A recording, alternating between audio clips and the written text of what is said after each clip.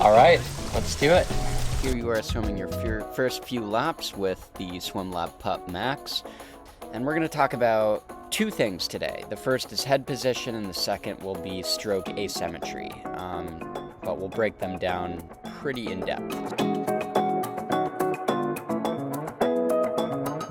The first is head position, broken down into two parts. So the first part is we're just going to pay attention to what your head is doing when you're not breathing. And as you can see, your head is pretty high, and that black line should represent where the surface of the water should be, because that's where the crown of your head is. The crown of your head should always be facing forward, and right now it's a little up.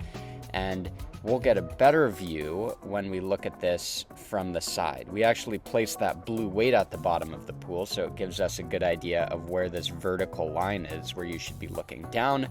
Right now, you're almost looking completely forwards, and your head moves, slightly up and down throughout the cycle, but for the most part, it is sitting a little too high. And here we're just going to take a quick look at what Jenna can do, and you can see her eyes are almost facing completely down at the bottom of the pool the whole time. The crown of her head is facing forward, where it should be. And the second part of head position, I just want to go over a quick couple things about breathing. We're going to slow this way down, and we're going to see how long it takes your head to get to its peak of its breath. And right there you can see that's pretty much as high as it gets. We want to see one goggle in the water and one goggle out. And as you can see, when we look at it from the surface, we're seeing both goggles out of the water. And here's a quick shot of me swimming, and as you can see, when we take a still here, you can see one goggle still in the water using the side of the mouth to get that breath, and then when we complete the cycle, the head is almost completely back in the water where it should be, eyes looking down by the time that arm gets back in the water. When we look at your timing of the breath, the head doesn't start moving until the hand is almost halfway through the pole. If we can start our breath as soon as the right hand starts to catch, we can get our head back down into the correct position earlier. And we can do that really simply. We can start the breath earlier. And we can use the catch to time our breath. So the first drill here is not really a drill, but it's just swimming with a snorkel. And this will just help you get everything in line. So if you have one of these snorkels, great. Highly recommend using it in warm up and cool down. If you don't, definitely get one. So you can just practice what good head position feels like. And then the next couple aspects here that we're going to talk about are just stroke asymmetry. And first, we're going to take a look at what the right arm does. So it starts the catch, and it starts to sweep way off to the side, as you can see by those 3 points. We want that arm to be going straight back, not sweeping out to the side. And what you'll see here from the side angle is when it sweeps out to the side, you can see your eyes are still looking forward. Your right arm is kind of acting as a balance and not getting catch. It's not catching the water. It's almost just stabilizing your body as you're taking a breath or your head is lifting up too high. So we have a quick little drill progression for this.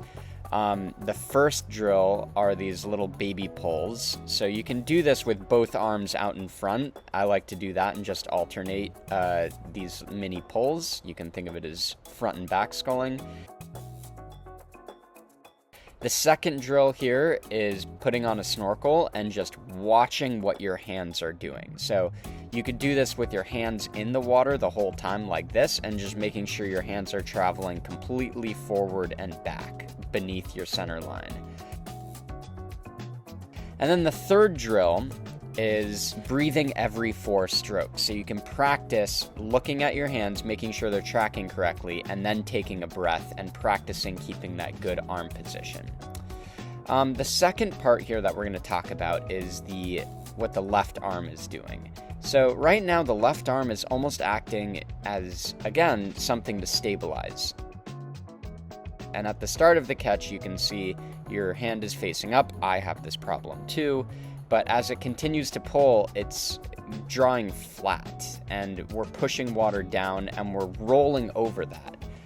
when we take a breath. And ideally, we don't want that arm to be a support, but we want it to be used to propel yourself through the water.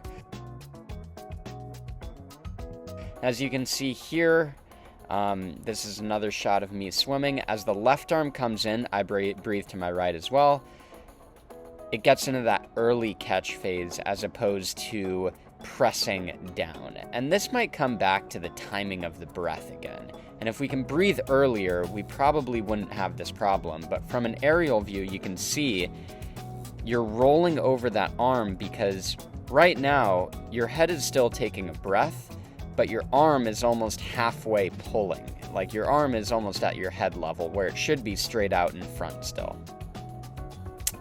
So the first drill that we want to do to hopefully solve this is just kind of a 6-kick swim or side kicking. So you're going to practice kicking on your side, taking a breath, and then alternating to the other side. And this will help with two things. It'll help you keep that arm steady and straight, and it'll also help you time your breath correctly, breathing right when the arm starts to pull. And the second drill is kind of a swim and glide. So you're gonna take 3 strokes, take a breath, and then you're gonna do another 3 strokes and take a breath. And the idea here is when you take your breath, that front arm, we want it to be staying very strong. We don't want it to be acting as a support, but we want it to be facing forwards and being extremely flat out in front of your body. So the takeaways here that I've come up with are, when we break it down into 2 parts, we want to look at your head position, and we always want to lead with the crown of your head, looking straight at the bottom of the pool.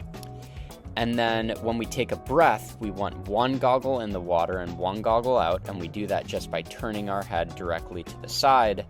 And then the last thing here is we want to start the breath earlier. And I use my catch to time my breath. So as soon as I start pulling with my right arm, I start to breathe.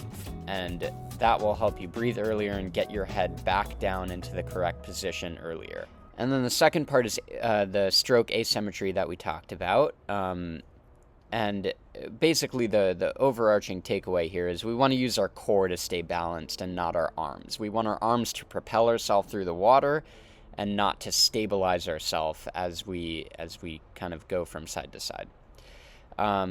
So with the right arm, the takeaway here is we want to track that pull directly under your body or under your center line.